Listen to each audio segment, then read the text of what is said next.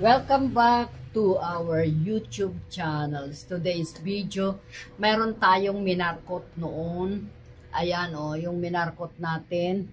Ngayon, titignan natin yung isa ay meron na siyang ugat na nakalabas. At ngayon, ang ating gagamitin ay ito lang ang ating gagamitin. Inalkoholan ko na lang ito. At ito ay ating puputulin.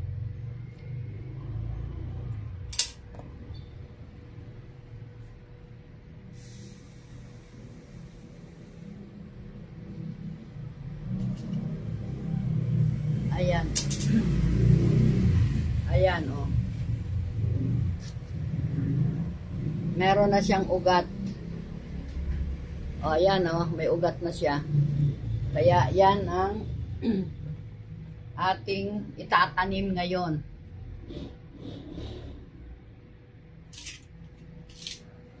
Ngayon, itong ating lalagyan natin ng cinnamon.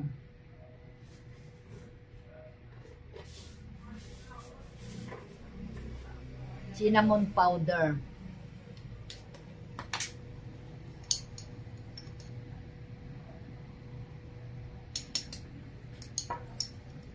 Kahit din itong itong kinat natin, lalagyan din natin ng cinnamon.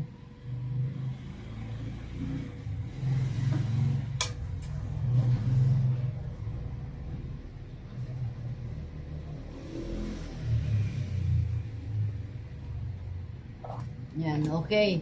Ngayon, i-ano na natin. Itatanim natin.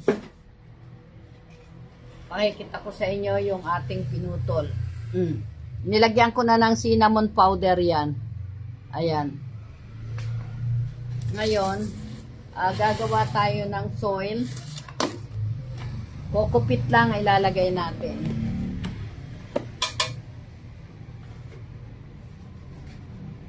Kokopit lang itong ilalagay natin dito.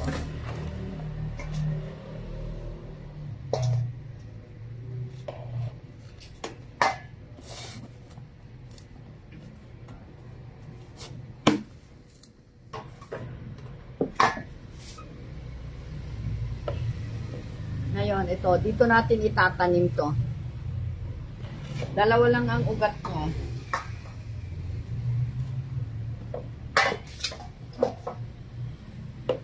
Di ba kita?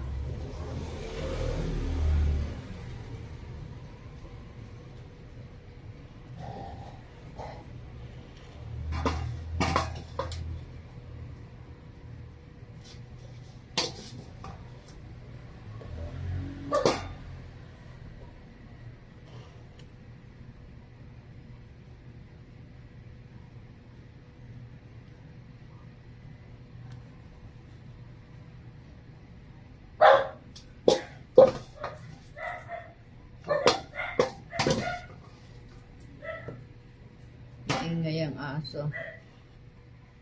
Ayan.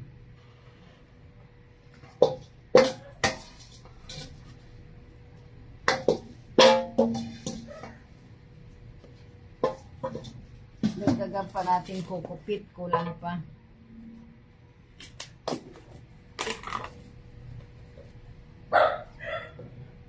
Behave naman, please.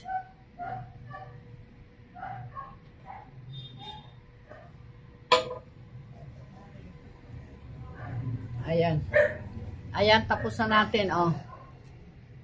Ayan ang ating ginawa ngayon. At ito yung ating adenum na ating minarkot. Alam niyo, umabot ito ng bali parang 50 days. 50 days. Bago siya may lumabas na ugat. Kasi hindi ko pwedeng putulin to nang wala akong makitang ugat. Baka mamaya hindi siya tumuloy.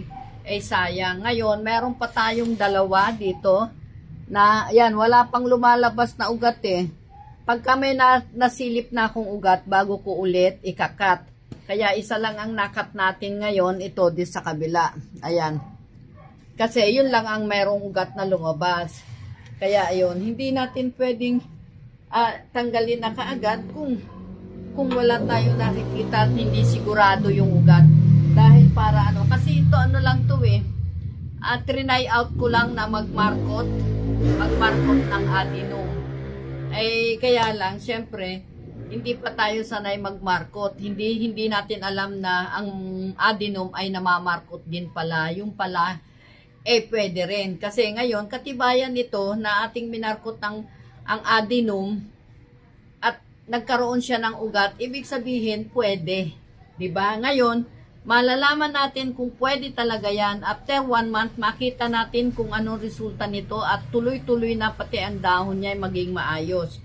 Kasi, siyempre, hindi pa natin masasabing yan ay okay na dahil hindi pa natin nakita kung lahat ba yan ng after ng 30 days, doon natin makikita na hindi nagbago, hindi nagkuhan at saka naging na siya, stable na. Kasi ang lagay ko lang dito, more on coco peat, pero meron siyang kaunting risal. Kaya yan. O yan, eksperimento lang natin yan, ha?